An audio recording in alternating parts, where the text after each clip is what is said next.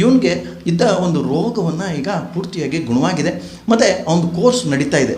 ಈ ಒಂದು ಕೋರ್ಸ್ ನಡೀತಾ ಇರಬೇಕಾದ್ರೆ ಅವನ ಒಂದು ಅನುಭವವನ್ನು ಹೇಳ್ದ. ಈಗ ಹಳೆಯ ಒಂದು ಸಿಂಪ್ಟಮ್ಸ್, ಹಳೆಯ ಒಂದು ಲಕ್ಷಣಗಳು ಕಂಡುಬರುತ್ತೆ. ಅದರ ಹಾಗೆಯೇ ಮುರಳೀಕೃಷ್ಣನಿಗೂ ಸಹಿತ ಹಳೆಯ ಲಕ್ಷಣಗಳು ಬಂದು ಹೋಗಿದೆ. ಅದರ ಬಗ್ಗೆ ಒಂದಿಷ್ಟು ಮಾಹಿತಿ ಹೇಳ್ತಾನೆ ಸ್ನೇಹಿತರೆ. ಮೊದಲಿಗೆ ಏನಾಗಿತ್ತಪ್ಪ ನಿನಗೆ?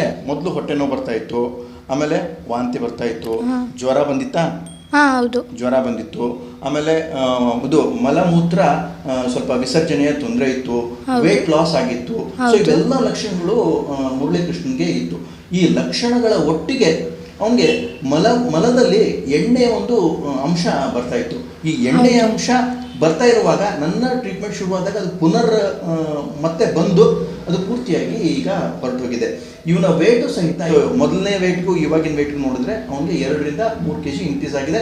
ಊಟ ಚೆನ್ನಾಗಿ ಮಾಡ್ತಾ ಇದ್ದಾನೆ, ಅದರಿಂದ ಹೊಟ್ಟೆ ನೋವು ಬರ್ತಾ ಇಲ್ಲ. ಹೌದಾ ಮುರಳೀಕೃಷ್ಣ? ಹೌದು ಸರ್. ಆಮೇಲೆ ಮತ್ತೆ ಇದು ಮಲಬದ್ಧತೆಯನ್ನು ಮಲದಿಂದ ಏನೋ ಬರ್ತಾ ಇತ್ತಲ್ಲ, ಎಣ್ಣೆ ಬರ್ತಾ ಇತ್ತು, ಅದು ಹೇಗಾಗಿತ್ತಪ್ಪ?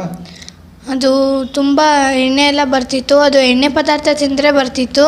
ಈಗ ಟ್ಯಾಬ್ಲೆಟ್ ತೊಗೊಂಡಾಗಿಂದ ತುಂಬ ಕಡಿಮೆ ಆಗಿದೆ. ತುಂಬ ಕಡಿಮೆ ಆಗಿದೆ ತಾನೆ?